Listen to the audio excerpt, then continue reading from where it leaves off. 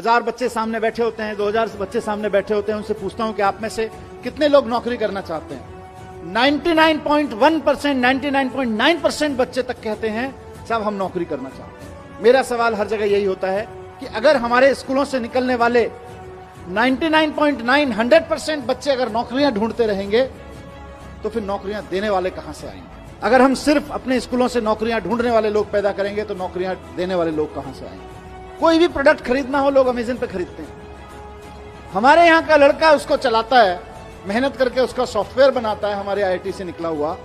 हमको खाली तनख्वाह हाथ में आती है देश को, देश की इकोनॉमी को, और अमेरिका को सारी दुनिया के जितने भी लोग उससे अमेज़न को यूज करके कुछ कुछ खरीद रहे हैं उसका सारा प्रॉफिट अमेरिका में चला जाता है। फिर हम कैसे उम्मीद करें कि अमेरिका के मुकाबले हमारी देश की इकोनॉमी बढ़ेगी? देश की इकोनॉमी को जॉब सीकर्स आगे नहीं बढ़ाते हैं, देश की इकोनॉमी को जॉब प्रोवाइडर्स आगे बढ़ाते हैं। दोनों चीजों में, इकोनॉमी के पॉइंट ऑफ व्यू से भी और जॉब के पॉइंट ऑफ व्यू से भी। और इसको गांठ बांधने में चाहता हूं सारे प्रिंसिपल, सारे टीचर्स, हमारे जितने साथी हैं, जिस वक्त हम देशभक्ति की बात करते हैं ना, कि जब दुश्मन की सेना सामने खड़ी हो तो देश के लिए जान देना देशभक्ति है, लेकिन जब बेरोजगारों की सेना सामने खड़ी हो तो देश के लिए नौकरियां देना देशभक्ति है। आप अपने स्कूलों से देशभक्त पैदा करें। हम खूब 15 अगस्त मनाएं, खूब 26 जनवरी मनाएं, अपने लड़के लड़कियों को तैयार करें देश के लिए जान देने के लिए, लेकिन साथ साथ अपने लड़के लड़कियों को तैयार करें देश को नौकरियां देने के लिए, क्योंकि नौकरियां नहीं रहेंगी तो जितने सुसाइड देश भर में हो जाते हैं उससे कम लोग बॉर्डर पे मारे जाते हैं। अगर आप बॉर्डर की बात करें तो अभी दुश्मन की सेना से जो खतरा है वो तो होता ही है, किसी भी मुल्क को होता है, लेकिन सबसे ज्यादा खतरा देश के नौजवानों को आज बेरोजगारी से है। और बेरोजगारी का मुकाबला करने के लिए हमें देशभक्त पैदा करने पड़ेंगे, ऐसे देशभक्त पैदा करने पड़ेंगे जो हजारों हजारों लोगों को नौकरियां दे सके। हम चाहते हैं कि बच्चे का डर निकले, हम चाहते हैं कि बच्चे के अंदर कुछ नया करने की, कुछ बड़ा करने की हिम्मत पैदा हो। और अगर बड़ा करने की, नया करने की, कॉन्फिडेंस के साथ क्रिएटिव तरीके से करने की हिम्मत पैदा होगी तो ना सिर्फ ये अपने लिए बल्कि हजारों हजार लोगों के लिए और नई नई नौकरियां क्रिएट करते रहेंगे। 10 साल में 50,000 नौकरियां क्रिएट करना छोटी बात नहीं है। देश की सारी सरकारें मिलकर 10 साल में 50,000 नौकरियां क्रिएट नहीं कर सकती हैं जितना एक लड़के ने खड़े होकर करके दिखा दिया। या एक छोटे से मतलब क्या आईआईटी के ग्रेजुएट ने 10 साल के अंदर अंदर खड़ी करके 3-4 लड़के मिले, ये लोगों ने करके दिखा दी। सारी सरकारें मिलकर उतनी नौकरियां नहीं पैदा कर सकती। कितनी पोजीशन क्रिएट करोगे आप सरकारों में? कंपनियां, एग्जिस्टिंग कंपनियां कितनी पोजीशन क्रिएट करोगे? वहां से नहीं निकलेंगी, नया सोचने से, बड़ा सोचने वालों की निकलेंगी। और आज अनफॉर्चुनेटली जो बहुत बहुत बड़ी कंपनियां हैं, मल्टीनेशनल कंपनियां हैं, उनमें जॉब्स बढ़ने वाले नहीं है। वहां तो जॉब्स बड़े बड़े लोगों को आईआईएम से निकलने के बाद, आईआईटी से निकलने के बाद इसलिए दिए जा रहे हैं कि भाई हम आपको 5 लाख रुपए का पैकेज देंगे, आप ऐसा करो कि हमारे यहां से 5,000 लोगों की रिक्वायरमेंट कम कर दो। ऐसा काम करके दिखाओ। तो बड़ी कंपनियों में जॉब्स नहीं निकलेंगे। बहुत बड़ी बड़ी कंपनियां जो मल्टीनेशनल कंपनियां हैं उनमें ज्यादा जॉब नहीं निकलेंगे। वहां तो इसी काम के लिए है। और सबसे बड़ी चीज नया, आज की तारीख में मार्केट में जो नौकरियां हैं उनके लिए तो हमें बच्चों को तैयार करना ही करना है, लेकिन साथ साथ ऐसी नौकरियां जो आज की तारीख में एग्जिस्ट नहीं करती हैं उनके लिए भी बच्चों को तैयार करना है। और दूसरी चीज ये भी है कि सिर्फ नौकरी देना नहीं है, आप इसको देश के पॉइंट ऑफ व्यू से देखिए। आप सोच के देखिए कि किसी स्कूल में पढ़ते होंगे, वहां से निकल के उसी माइंडसेट के साथ की नौकरी करनी है, जाके अमेरिका की एक बड़ी कंपनी में नौकरी कर ली। अब नुकसान क्या होता है?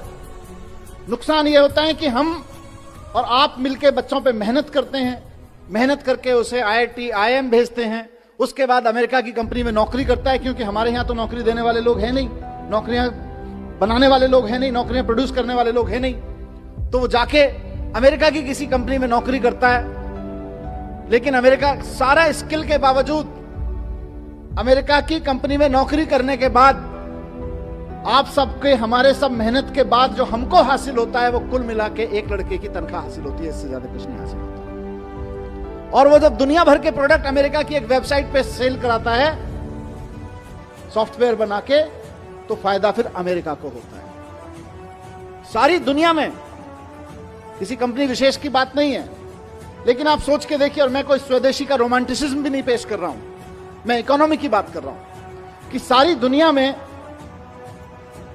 कोई भी प्रोडक्ट खरीदना हो लोग अमेज़न पे खरीदते हैं। हमारे यहां का लड़का उसको चलाता है, मेहनत करके उसका सॉफ्टवेयर बनाता है, हमारे आईआईटी से निकला हुआ।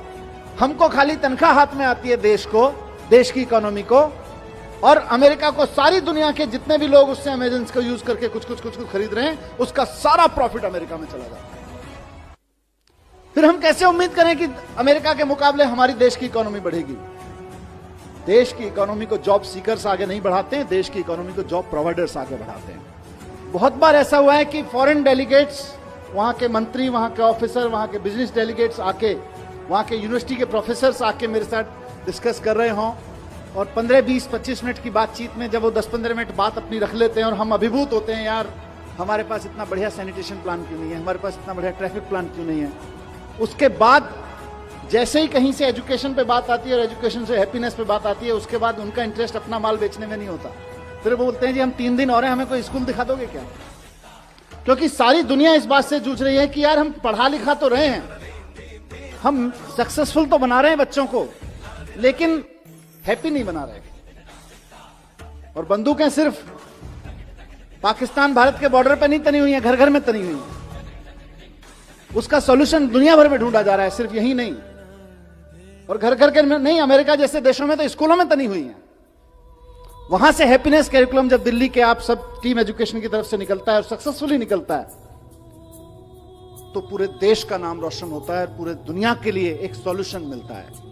उसी तरह से आज एंटरप्रेन्योरशिप कैरिकुलम के बारे में मुझे पूरा भरोसा है कि आने वाले समय में दुनिया की सबसे बेस्ट यूनिवर्सिटीज, दुनिया के सबसे बेस्ट स्कूल्स जो इस बात को लेकर बहुत कॉन्फिडेंट हैं कि आप हमारे यहां बच्चा भेज के देखिए, हम ये सुनिश्चित कर देंगे कि बच्चा किसी भी मैथमेटिकल कैलकुलेशन में गलती नहीं करेगा। हम ये सुनिश्चित कर देंगे कि बच्चा किसी भी ग्रामर, किसी भी ह्यूमैनिटी के सब्जेक्ट के किसी भी कैरिकुलम में गलती नहीं करेगा।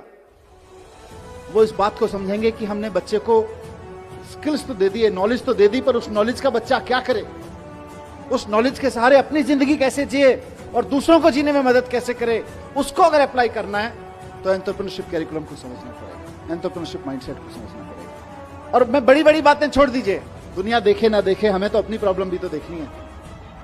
हमारी अपनी प्रॉब्लम्स कितनी है?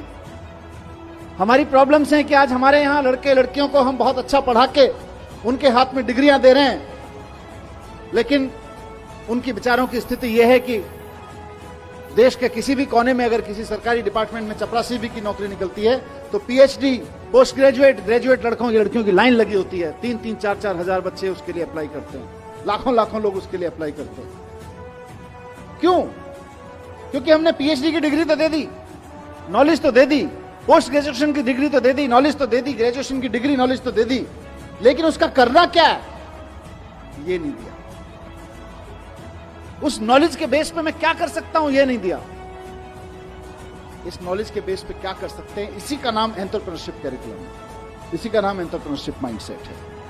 तो हमारे देश की सबसे बड़ी समस्या जो अनएम्प्लॉयमेंट है आज की तारीख में, उसका समाधान इससे निकलने वाला है कि अगर 1% बच्चे भी आगे बढ़ के एक्चुअली एंटरप्रेन्योर्स बनने की दिशा में चल पड़े तो इंडिया को सुपर पावर बनने से कोई नहीं रोक सकता। Super power